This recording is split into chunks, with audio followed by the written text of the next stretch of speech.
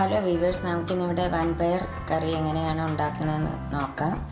ഇനി വൻപയർ എന്നും പറയും, വെള്ളപ്പയർ എന്നും പറയും. ഇനി നമുക്കത് എങ്ങനെയാണ് ഉണ്ടാക്കുന്നതെന്ന് നോക്കാം. അതിന് വേണ്ട ഇൻഗ്രീഡിയൻസ് എന്തെല്ലാമാണെന്ന് വെച്ചാൽ, ഒരു കപ്പ് ഞാൻ വെള്ളപ്പയർ 8 മണിക്കൂർ വെള്ളത്തിൽ കുതിർത്തിട്ട് എടുത്ത് വെച്ചതാണിത്.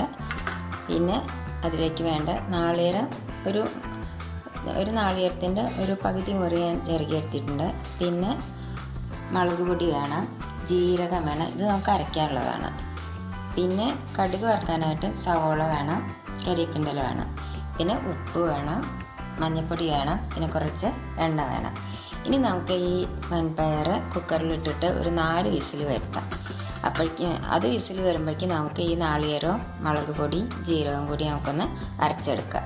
അത് കുക്കറിൽ ഞാൻ അടുപ്പത്ത് വയ്ക്കട്ടെ.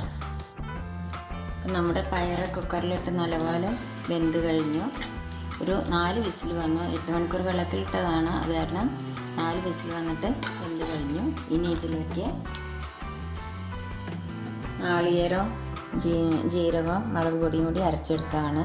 ഇത് ഉപ്പും മഞ്ഞളും ഇട്ടിട്ട് നമ്മൾ വേവിച്ചെടുത്തു. ഇനി നമുക്ക് ഇതിലേക്ക് ഈ നാളികേരം അരച്ചത് ഒഴിക്കാം.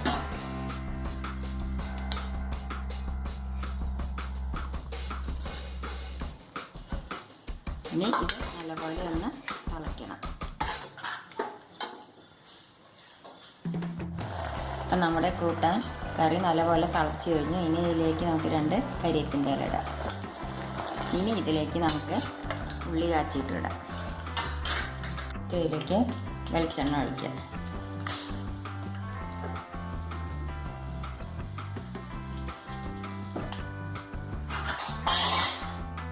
ചെറിയ ഉള്ളിയാണ് വറുത്തിടാൻ നല്ല, പക്ഷേ ഞാനിന്നിവിടെ സവാളയാണ്.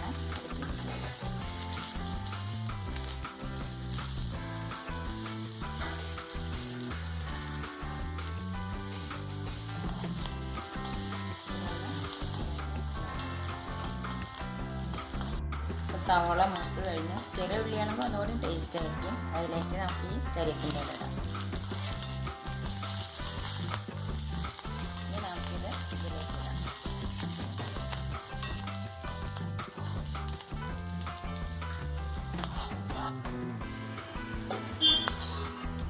ഇനി നമുക്കിതൊരു സെർവിങ് പ്ലേറ്റിലേക്ക് മാറ്റാം. അപ്പോൾ നമ്മുടെ വൻപയർ കറി റെഡിയായി കഴിഞ്ഞു. എല്ലാവരും ട്രൈ ചെയ്ത് നോക്കുമല്ലോ. സബ്സ്ക്രൈബ് ചെയ്യാൻ മറക്കരുത്. ഇത് പുട്ടിൻ്റെ കൂടെ കഴിക്കുവാൻ ഏറ്റവും നല്ലതാണ്. Thank you.